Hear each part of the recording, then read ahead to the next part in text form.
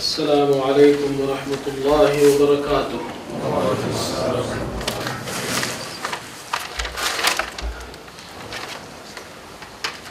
الحمد للہ وکفی وسلام علی عبادہ الذین اصطفی۔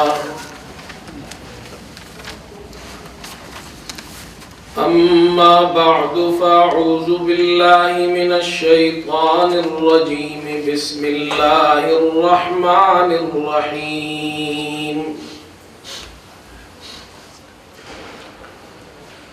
وَإِنَّكَ لَعَلَىٰ خُلُقٍ عَظِيمٍ۔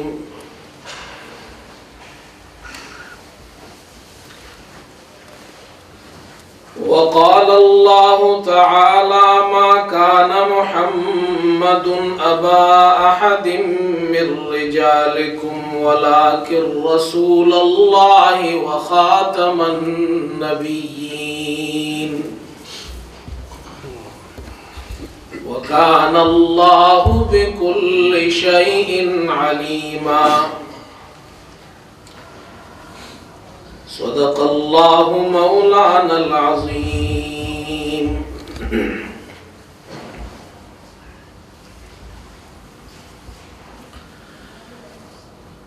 فرمایا کہ لب بنتے ہیں محمد کبھی کیا نام ہے شیریں،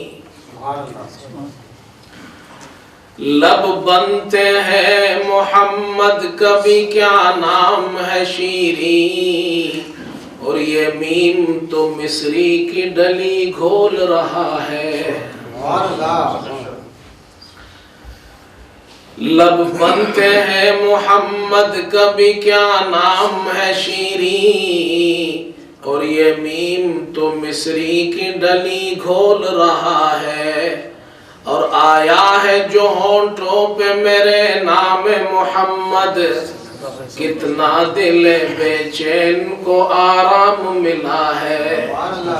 درود شریف پڑھ لیجیے۔ اللہم صلی علی سیدنا۔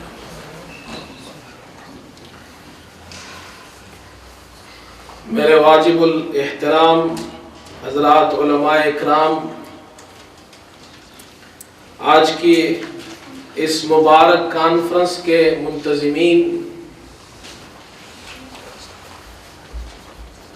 بزرگان محترم اور برادران عزیز، ہم اور آپ آج شوٹنگ میں اس اسلامک سینٹر میں جس نسبت سے جمع ہوئے ہیں وہ نسبت بہت عظیم ہے، اور وہ نسبت ہے جناب رسول اللہ صلی اللہ علیہ وسلم کی حیات طیبہ اور آپ کی سیرت طیبہ کے ساتھ۔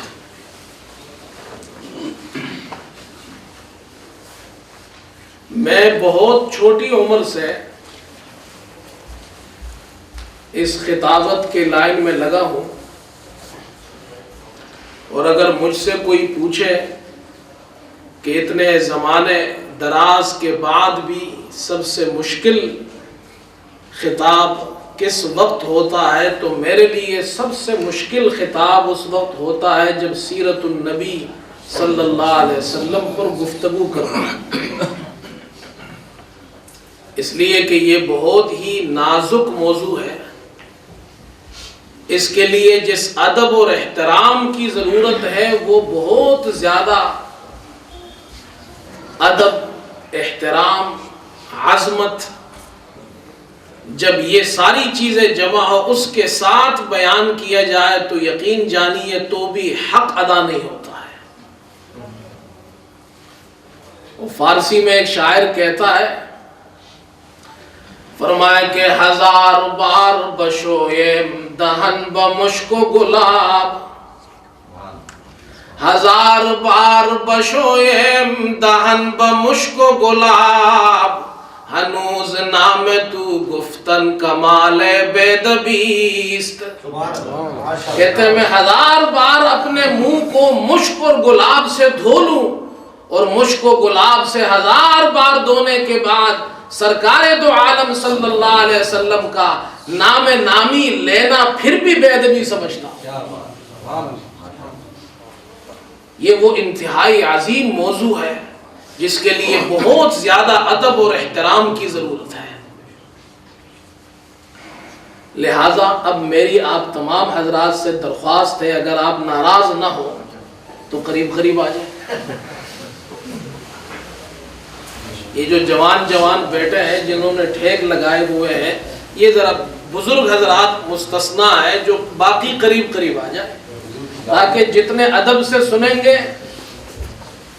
بھائی دیکھیں، ہم میں اور دوسروں میں بڑا فرق ہے. ہم اور آپ جمع ہوتے ہیں کسی مقصد کے لیے، اور وہ مقصد اچیو ہوگا ادب اور احترام سے. اگر ادب نہ ہو، احترام نہ ہو تو دین حاصل نہیں ہو سکتا ہے. الدین کلہ ادب. بہرحال اب میری تقریر کا وقت شروع ہوگا. اس کے بعد مجھے وقت جو دیا گیا ہے وہ اب سے شروع ہوگا. اس لیے کہ یہ تو میں آپ لوگوں کو ابھی جمع کر رہا تھا، تو 5 منٹ تو اس میں لگے ہیں. میں بھی نیا ہوں یہاں پر، بہت پہلے یہاں آیا تھا میں، کوئی 8-9 سال پہلے. لیکن بہرحال آپ حضرات کے لیے پھر بھی نیا ہوں. میں کوشش کروں گا. ہمارے جو میزبان مکرم نے اس وقت اشارہ فرمایا اس کانفرنس کے اغراض و مقاصد، کہ اس دور کے فتنوں میں سب سے بڑا فتنہ قادیانیت کا فتنہ ہے. اس پر بھی بات کی جائے تو وہ بھی ایک اہم موضوع ہے. اور چونکہ یہ سیرت النبی کانفرنس ہے، تو جب انہوں نے یہ اغراض و مقاصد بیان کیے تو میرے ذہن میں یہ خیال پیدا ہوا کیوں نہ ان دونوں کو جمع کیا جائے کہ سیرت النبی کا بھی بیان ہو اور ختم نبوت کا بھی بیان ہو. اور انشاءاللہ میں کوشش کروں گا کہ اپنے اس ایک ہی بیان میں دونوں کو جمع کروں. نہ وہ سیرت النبی کا الگ بیان ہوگا، نہ وہ ختم نبوت کا الگ بیان ہوگا، بلکہ آپ یوں محسوس کریں گے کہ ہم سیرت النبی بھی سن رہے ہیں اور ختم نبوت بھی سن رہے ہیں انشاءاللہ. میرے دوستو، حضور پاک علیہ الصلوۃ والسلام سے جو ہمارا تعلق ہے، وہ تعلق اس وقت تک قائم نہیں ہو سکتا جب تک ہم حضور پاک علیہ الصلوۃ والسلام پر ایمان نہ لائیں اور آپ کی ختم نبوت پر ایمان نہ لائیں. یہ ایک بات.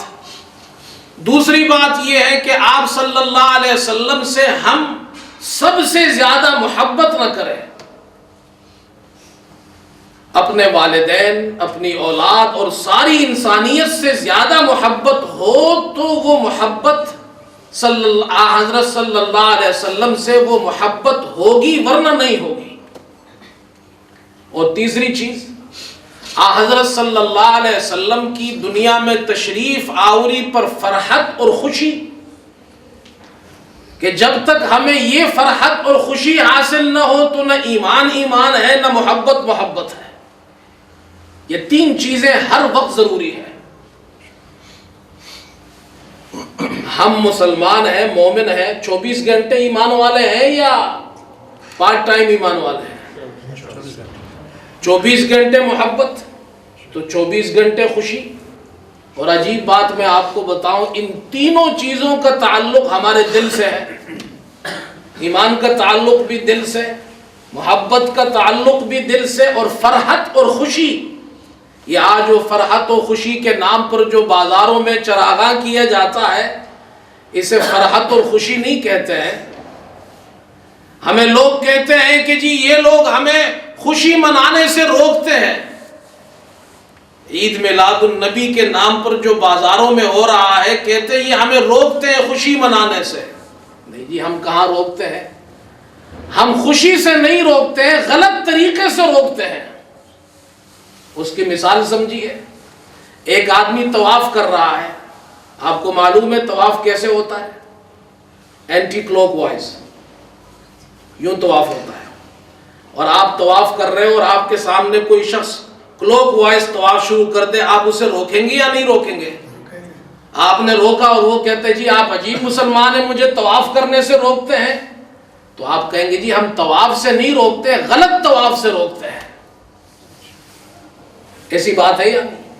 ایک آدمی اس طرف نماز پڑھے تو ٹھیک ہے، اس طرف پڑھے تو، اور کوئی اس طرف نماز پڑھے تو ساری مسجد جا کے اسے روکے گی. آپ عجیب مسلمان ہیں، ہمیں نماز پڑھنے سے روکتے ہیں. نہیں، ہم نماز سے نہیں روکتے، غلط نماز سے روکتے ہیں. اسی طرح میرے دوستو، ہم تمہیں خوشی سے نہیں روکتے ہیں، ہم تمہیں غلط طریقے کی خوشی سے روکتے ہیں. خوشی کا تعلق عربی زبان میں فرح انبساط صدر کو کہتے ہیں، انبساط قلب کو، انشراح قلب کو کہتے ہیں، دل میں خوشی ہو. وہ 24 گھنٹے حضرت صلی اللہ علیہ وسلم کی دنیا میں تشریف آوری پر خوشی ہو، آپ کو محبت ہو اور آپ سے ایمان کا تعلق ہو، تب تو ہم مسلمان ہیں، ورنہ نہیں ہیں. حضرت صلی اللہ علیہ وسلم سے جو محبت ہے یہ محبت اختیاری ہے، آپ اسے چوز کریں. اور محبت کے کچھ اسباب ہیں، ان اسباب محبت میں غور و فکر کر کے اپنا تعلق حضور سے بڑھائیے. اب مجھے آپ سے وہ اسباب محبت بیان کرنے ہیں، میری تقریر بس یہی ہے. حضرت صلی اللہ علیہ وسلم سے جو محبت پیدا ہوتی ہے اس کے 3 اسباب ہیں. پہلا سبب جمال محمد صلی اللہ علیہ وسلم، دوسرا سبب کمال محمد صلی اللہ علیہ وسلم، تیسرا سبب نوال محمد صلی اللہ علیہ وسلم.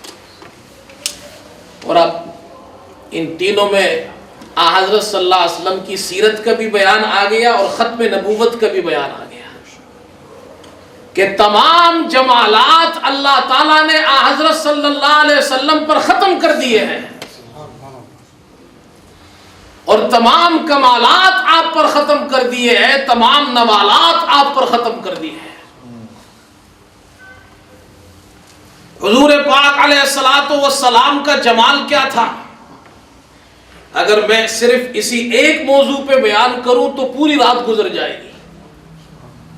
جمال محمد صلی اللہ علیہ وسلم. حضرت جابر ابن سمرہ رضی اللہ تعالی عنہ فرماتے ہیں کہ ایک رات کو چاندنی چٹک رہی تھی، 14ویں کا چاند تھا. حضرت صلی اللہ علیہ وسلم میرے سامنے تھے، میں کبھی چاند کو دیکھتا، کبھی آپ کے رخ انور کو دیکھتا. فرمایا رأیت النبی صلی اللہ علیہ وسلم فی لیلۃ اضحیان، میں نے ایک چاندنی کی رات میں حضرت صلی اللہ علیہ وسلم کو دیکھا. فکنت انظر الیہ والی القمر، میں کبھی چاند کو دیکھتا، کبھی آپ کے چہرے انور کو دیکھتا اور یہ فیصلہ کرنے کی کوشش کر رہا تھا کہ چاند زیادہ خوبصورت ہے یہ آپ زیادہ خوبصورت ہے. فرمایا فکنت انظر الیہ والی القمر فاذا هو احسن من القمر. اور آخر کار میرا فیصلہ یہ تھا اور میں اس بات پر آ کر مجھے یقین حاصل ہو گیا کہ اس چاند جیسے ہزاروں چاند پیدا ہو جائے، حضور پاک علیہ السلام کے چہرے انور کا مقابلہ نہیں کر سکتے. اسی لیے تو اردو میں ایک شاعر کہتا ہے، فرمایا کہ چاند سے تشبیہ دینا یہ بھی کیا انصاف ہے. تم حضور پاک علیہ السلام کے چہرے کو چاند سے تشبیہ دیتے ہو. چاند سے تشبیہ دینا یہ بھی کیا انصاف ہے، اس کے رخ پر چھائیاں مدنی کا چہرہ صاف ہے. چاند سے تشبیہ کیا دیتے ہو؟ حضور پاک علیہ الصلوۃ والسلام کا رخ انور، امی عائشہ سے پوچھو رضی اللہ تعالی عنہا سے، اماں حضور کیسے تھے، ان کا چہرہ کیسے تھا، ان کی خوبصورتی کیسے تھی؟ امی عائشہ فرماتی ہے یوسف کے حسن کو مصر کی عورتوں نے دیکھا تو اپنی انگلیاں کاٹ ڈالی. فلما رأينه أكبرنه وقطعن أيديهن وقلن حاش لله ما هذا بشرا إن هذا إلا ملك کریم. مصر کی عورتیں بول پڑی یہ انسان نہیں، یہ چہرہ اتنا خوبصورت ہے، کوئی فرشتہ نظر آتا ہے. امی عائشہ فرماتی ہے اگر وہ میرے محبوب کو دیکھ لیتی، فرمایا لواحی زلیخا لو رأینا جبینہ لآثرن بالقطع القلوب علی الیدی. زلیخا کی سہیلیاں اگر میرے سرتاج کو دیکھتی خدا کی قسم انگلیوں کے بجائے اپنے دلوں کو کاٹ ڈالتی. حضرت علی رضی اللہ تعالی عنہ کے پاس چلتے ہیں، پوچھتے آپ بتائیے حضور پاک علیہ السلام کا چہرہ انور کیسے تھا؟ آپ فرماتے ہیں، فرمائے یزیدک وجہہ حسنا اذا ما زدتہ نظرا. دنیا میں خوبصورت انسان ہو، کتنا ہی خوبصورت کیوں نہ ہو، آپ ایک دن دیکھیں گے بہت اچھا لگے گا، دوسرے دن دیکھیں تھوڑا سا کم، ہفتہ بعد دیکھیں اس کی خوبصورتی کم، مہینہ بعد اس کی اور خوبصورتی کم، سال بعد آپ کو خوبصورت نہیں لگے گا. لیکن قربان جائیے حضرت علی فرماتے میں بچپن سے حضور کے ساتھ ہوں، بچپن سے حضور کے ساتھ ہوں. یزیدک وجہہ حسنا اذا ما زدتہ نظرا. جتنا میں بڑا ہوتا گیا، جتنا میں آپ کو دیکھتا گیا، روزانہ آپ کے حسن میں اضافہ ہوتا گیا. آگے چلتے ہیں، ابو طالب سے پوچھتے ہیں، ابو طالب آپ نے حضور پاک علیہ السلام کی کفالت کی، آپ نے حضور کو کیسے پایا؟ مورخین لکھتے ہیں مکے میں قحط پڑ گیا، ابو طالب آپ کو لے کر گئے، بیت اللہ کے پاس بٹھایا، آپ کی عمر چھوٹی، آپ نے رخ انور اوپر کیا، بادلوں کی طرف انگلی سے اشارہ کیا. ابو طالب نے دیکھا ادھر حضور نے اوپر بادلوں کو دیکھا، اشارہ کیا، ادھر بادل برس پڑے. وَأَبْيَضٌ يُسْتَسْقَى الْغَمَامُ بِوَجْهِهِ ثِمَالُ الْيَتَامَى عِصْمَةٌ لِلْأَرَامِلِ.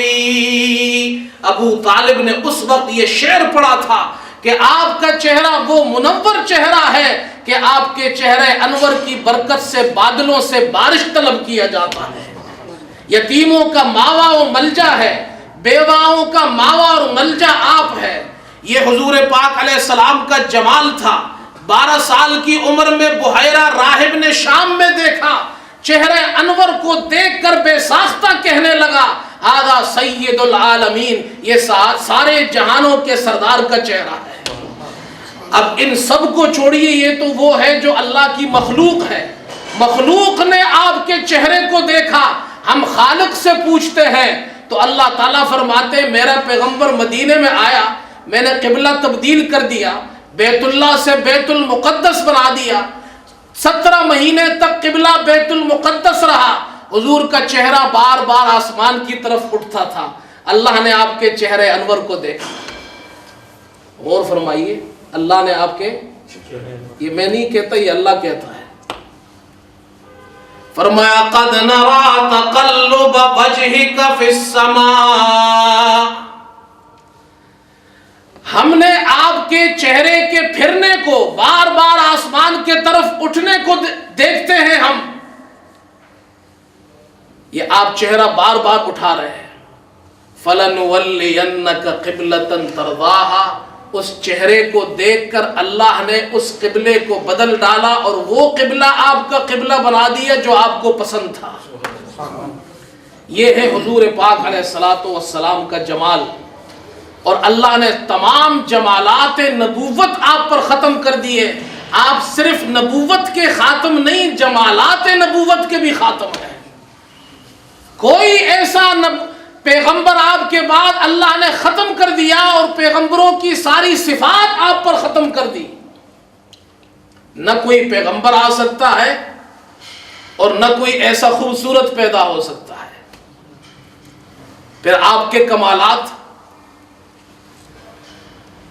علمی کمال، اس پہ گفتگو کرے تو وہ الگ، آپ کا علم کتنا بڑا. عملی کمال دیکھو تو حدیثیں بری پڑی ہے. اخلاق کے کمالات، خلقی کمالات، حضور پاک علیہ السلام تمام کمالات میں ماہر، تمام کمالات میں کامل. آپ کے بعد نبوت ختم اور نبوت کے جتنے کمالات تھے وہ بھی آپ پر ختم ہو گئے۔ حضرات علماء فرماتے ہیں کہ اللہ تعالیٰ نے حضرت موسیٰ علیہ السلام کی امت کو جو اخلاق عطا کیے تھے وہ خلق حسنہ کہلاتا ہے۔ خلق حسنہ کیا ہے؟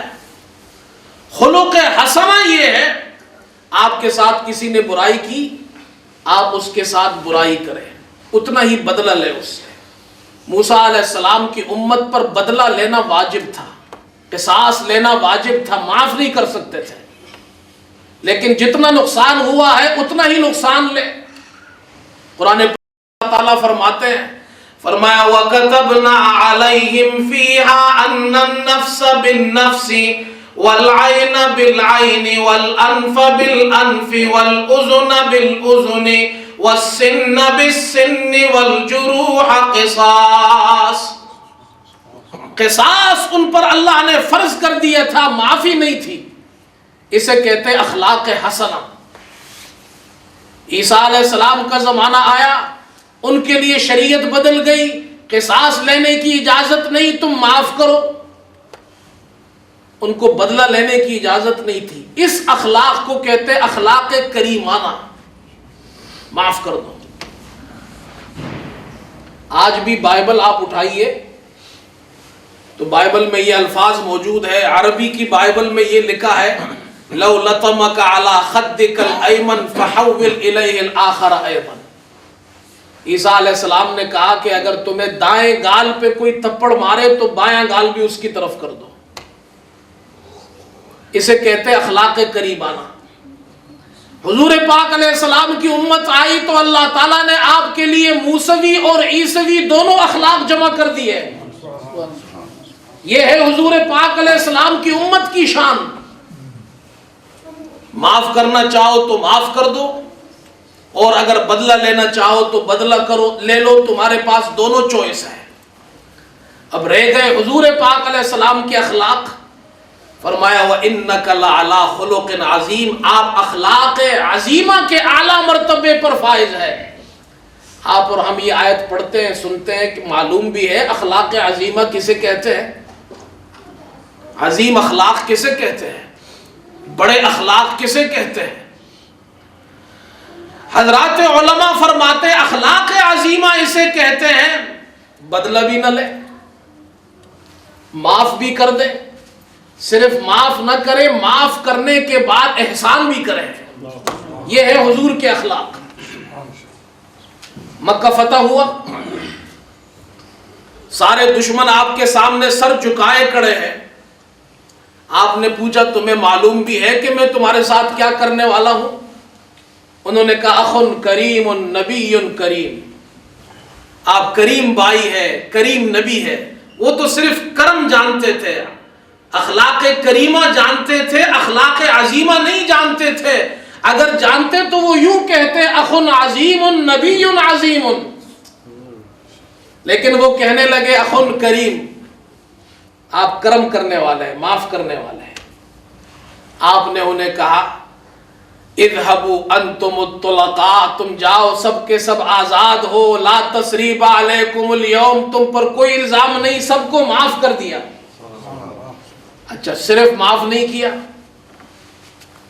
عثمان بن طلحہ کو آپ نے بلایا، کہاں ہے وہ؟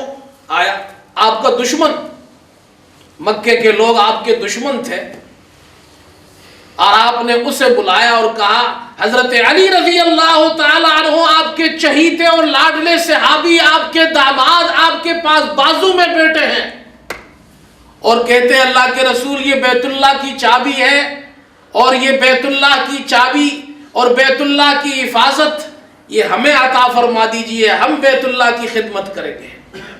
اسے حجابہ کہتے ہیں عربی زبان میں، بیت اللہ کی حفاظت کرنا۔ آپ صلی اللہ علیہ وسلم نے حضرت علی کے ہاتھ سے چابی لی۔ وہ مشرک عثمان بن طلحہ مشرک ہے، مسلمان نہیں ہوا، آپ کا دشمن ہے۔ فرمایا اے عثمان یہ چابی تمہارے پاس تھی؟ کہا جی میرے پاس تھی۔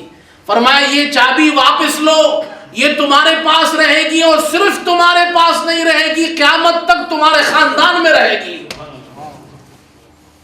اور جو تم سے یہ چابی چھینے گا وہ ظالم ہوگا۔ عثمان نے وہ چابی تو لی، وہ در حقیقت بیت اللہ کی چابی تھی، اور چابی انہوں نے لی حضور پاک علیہ السلام نے سے، اور اللہ تعالیٰ نے ان کے دل کے تالوں کو کھول دیا، مسلمان ہو گئے۔ یہ ہے حضور پاک علیہ السلام کا کمال۔ میں کہاں کہاں تک گناؤں آپ کو۔ حضور پاک علیہ السلام مکہ فتح ہوتا ہے، اس کے بعد حنین کا موقع آتا ہے، حوازن اور ثقیف کے ساتھ وہاں معرکہ ہوتا ہے، انہیں شکست ہوتی ہے، مال غنیمت جمع ہوتا ہے۔ جعرانہ میں آپ صلی اللہ علیہ وسلم مال غنیمت کو فرماتے جمع کرو، وہاں پہنچا دو۔ میزبان آ گئے ہیں، اس کا مطلب ہے میرا ٹائم ختم ہو گیا ہے، لہٰذا میں اپنی تقریر ختم کرنے والا ہوں۔ بس یہ آخری بات کہہ کر، جعرانہ میں مال جمع ہوا۔ مال کتنا تھا؟ 6000 قیدی، 6000 قیدی، 40,000 بکریاں، کتنے؟ 40,000 گوٹس، 24,000 اونٹ، 4,000 اوقیہ چاندی۔ ملینز پاؤنڈ میں اگر بناؤ نا تو اس سے بھی زیادہ ہے۔ آپ صلی اللہ علیہ وسلم نے 10 دن انتظار کیا کہ یہ حوازن کے لوگ آئیں گے، ہو سکتا ہے مسلمان ہو جائے، وہ نہ آئے، آپ نے تقسیم کر دیا۔ 10 دن بعد وہ آئے، مسلمان ہو گئے، اور ان کا ایک خطیب تھا، اس نے تقریر کی، حضرت صلی اللہ علیہ وسلم کو واسطے دیے۔ آپ نے فرمایا 2 چیزوں میں سے ایک چوز کرو، مال چاہیے یا قیدی چاہیے؟ فرمایا قیدی چاہیے۔ فرمایا جو میرے حصے میں، میرے خاندان کے حصے میں، وہ میں نے تمہیں دے دیے۔ اب یہ ذرا غور سے سنیے، قیدی کتنے ہیں ٹوٹل؟ آپ بہت جلدی بھول جاتے ہیں، ابھی تو آپ گھر بھی نہیں پہنچے ہیں۔ 6000 قیدی تھے۔ ظہر کی نماز کے بعد آپ نے فرمایا تم اعلان کرنا مسجد میں۔ یہاں مسجد میں اعلان ہوتا ہے چندے کا یا نہیں ہوتا؟ ہوتا ہے۔ کتنا چندہ جمع ہوتا ہے آپ کے یہاں؟ پھر بھی 100 پاؤنڈ، 200 پاؤنڈ، 400، 500، کتنا؟ 1000، 2000 پاؤنڈ، 600 پاؤنڈ، چلو 1000 پاؤنڈ کر دو۔ یہاں اعلان ہوتا ہے 1000 پاؤنڈ جمع ہوتا ہے، وہاں ظہر کے بعد اعلان ہوا کہ جی ہم آئے ہیں حوازن والے، ہمارے 6000 قیدی ہیں۔ کتنے قیدی ہیں؟ حضور پاک علیہ السلام کھڑے ہوئے، آپ نے اعلان کیا میں نے اپنے قیدی ان کو واپس کر دیے ہیں، اگر تم خوشی سے واپس کرنا چاہو تو کر دو، اگر تم مجھ سے معاوضہ لینا چاہو میں تمہیں معاوضہ دوں گا، اور ان کی قیدی آزاد کر دو۔ سارے صحابہ کھڑے ہوئے، ایک جھٹکے میں بغیر معاوضے کے 6000 قیدی آزاد ہو گئے۔ یہ ہے حضور کی سیرت۔ اللہ نے تمام کمالات، جمالات، نوالات آپ پر ختم کر دی ہے۔ نہ ایسا جمال والا کوئی آ سکتا ہے، نہ ایسا کمال والا، اور نہ ایسا نوال والا۔ اور اب جو نیا پیغمبر اپنے آپ کو کہتا ہے، اس میں جمال نام کی تو کوئی چیز ہی ہم نے نہیں دیکھی، نہ کوئی کمال دیکھا ہے اس میں، نہ کوئی نوال دیکھا ہے، بلکہ دوسروں کے نوالے لینے والا دیکھا ہے۔ یہ حال ہے ان کا۔ اللہ تعالیٰ ہمیں، ہمارے بچوں کو ان فتنوں سے بچائے۔ یہ بہت بڑا فتنہ ہے۔ میں ہمیشہ کہتا ہوں، میں نے یہاں لندن میں ایک جگہ بیان کیا تھا، قاری صاحب بھی وہاں تھے، پتہ نہیں کون سی جگہ تھی وہ، ختم نبوت کے سینٹر میں، اور میں نے کہا اس فتنے کے لیے یقین جانیے جو اس وقت سب سے زیادہ ضرورت ہے وہ ہمارے انگلش سپیکر علماء کی ضرورت ہے، اور وہ اس میدان میں آگے نہیں آتے ہیں۔ اردو میں آپ تقریر کرتے ہیں، یہ بچے ہماری تقریر سمجھتے ہی نہیں، کان گجاتے ہیں۔ ان بیچاروں کو کیا اردو سمجھ میں آتی ہے؟ اس لیے انگریز جو علماء ہمارے اسکالر انگریزی زبان جانتے ہیں وہ اس کام میں حصہ لیں، تاکہ یہ پیغام سپریڈ کرے آگے۔ لوگوں کو دیکھیے، بات سنیے، اگر آپ کو حضور پاک علیہ الصلوۃ والسلام کی ختم نبوت کا مسئلہ چلانا ہے تو اس کے لیے آپ کو علماء کو محنت کرنی پڑے گی، تحقیق کرنی پڑے گی، مطالعہ کرنا پڑے گا۔ ایسا نہیں، میں نے بہت سی جگہ دیکھا لوگ کھڑے ہوتے ہیں، وہ قادیانی کو گالیاں دیتے ہیں، کبھی اس کے بیت الخلاء کا ذکر کرتے ہیں، کبھی اس کی آنکھ کا ذکر کرتے ہیں۔ میرے دوستو، ہمیں ان چیزوں کی ضرورت نہیں ہے۔ آپ قرآن بیان کریں، حدیث بیان کریں، لوگوں تک یہ پیغام پہنچائے، ٹی وی چینلز کے ذریعے جو ہمارے عقیدے کے لوگ ہیں ان کے ذریعے اس پیغام کو آگے پہنچائے، ایسی کانفرنسز سے وہ پیغام آگے پہنچائے۔ اللہ تعالیٰ مجھے، آپ کو، ہم سب کو عمل کی توفیق عطا فرمائے، اور یہ جو یہاں انتظام کیا گیا اللہ تعالیٰ منتظمین کو بہترین بدلہ عطا فرمائے۔ وآخر دعوانا الحمدللہ رب العالمین۔